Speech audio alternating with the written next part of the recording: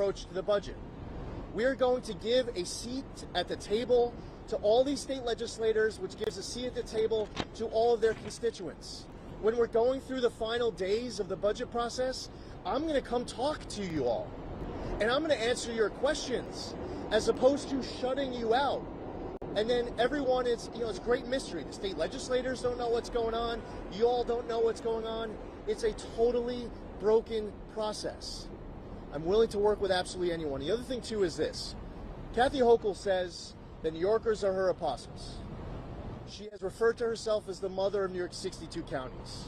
She has declared that I'm no longer a New Yorker, and she's demanded that I get on a bus and I move to Florida. I will never look at any New Yorker as my apostle. I will never refer to myself as the father of New York's 62 counties. I do not want anyone to feel like they are no longer a New Yorker, and I will not demand that any New Yorker leave this state. When you run to be the governor of New York, you are running to be the governor for all New Yorkers. And I'm running to be the governor for people who vote for me and those who don't. Whether you disagree with me on everything or you agree with me on everything, our job is to work together to save the city and save the state. Yeah, anything.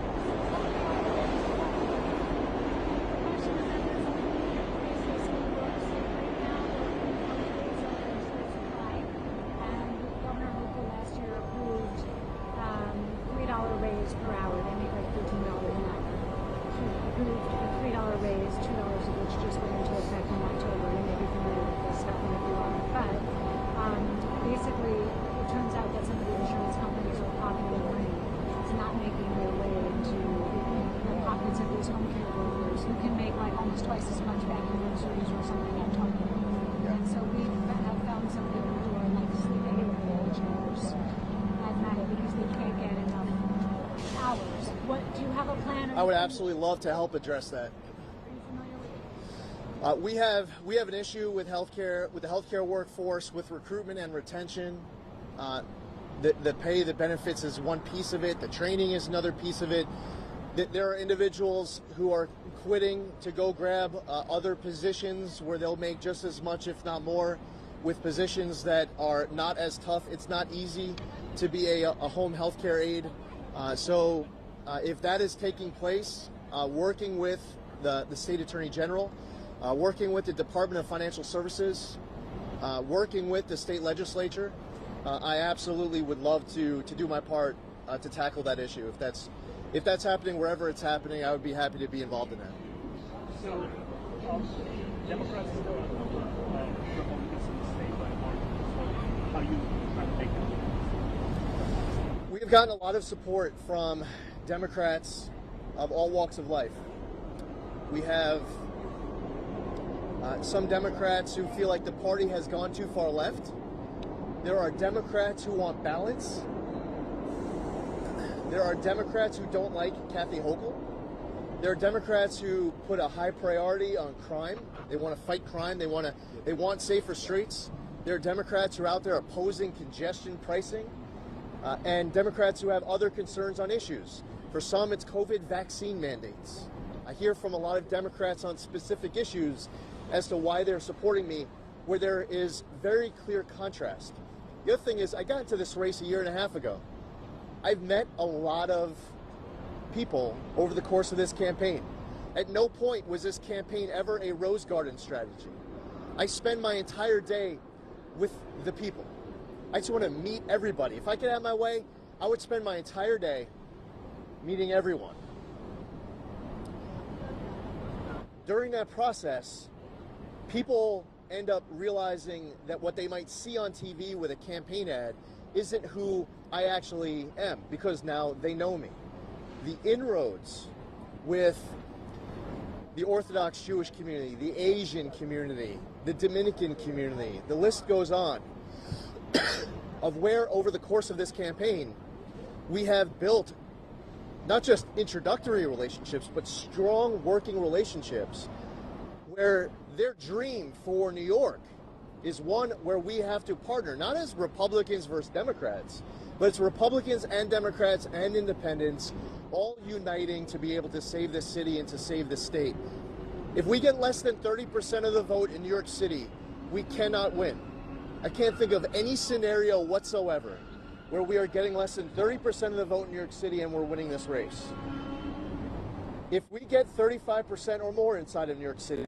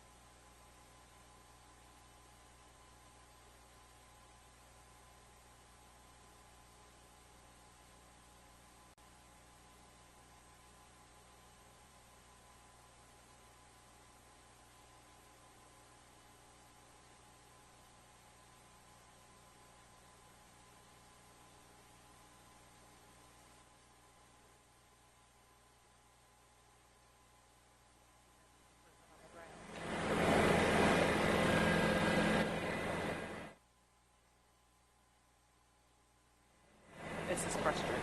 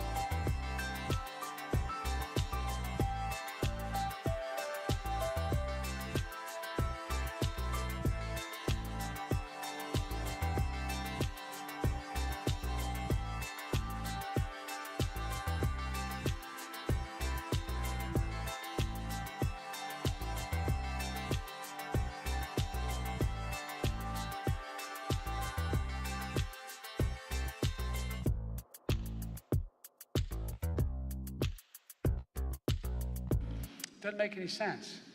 But now Medicare is going to have the power to negotiate lower drug prices. So, for example, when these guys come along and say, you know, we're going to charge you, I'm making this up, we're going to charge you 10 cents per an aspirin. And they say, no, we're only going to pay 5. Well, we're not going to sell it to you. No problem. They're going to lose 50 billion aspirin or whatever the hell they sell. The point is, they're going to have to respond. Seniors are going to see their out-of-pocket costs for prescriptions. This is really important. It was really important to my mom and my dad. Thank God, you know, we had 4 kids. We were able to make up the difference for mom and dad. But, guess what? Now, the total amount of drug prices, prescription drug price you have to pay in any one year, if you're a senior on Medicare or Social Security, will not be more than $2,000 a year. That's it. You can purchase $15,000 worth of drugs. You only pay $2,000. $2,000 for prescription drugs, period. Whether it's expensive cancer drugs or any other drug they need for the pharmacy. My son, who died of stage 4 glioblastoma, the cost of those drugs was enormous. Enormous. We're talking about drugs that can cost $9,000, $10,000, $14,000 a year. But thanks to this law, seniors are going to be limited to having to pay $2,000 for all the drugs they need. All the drugs. Now, starting in January, we're also capping the cost of insulin. How many of you know somebody with diabetes needs insulin? Well, guess what? And when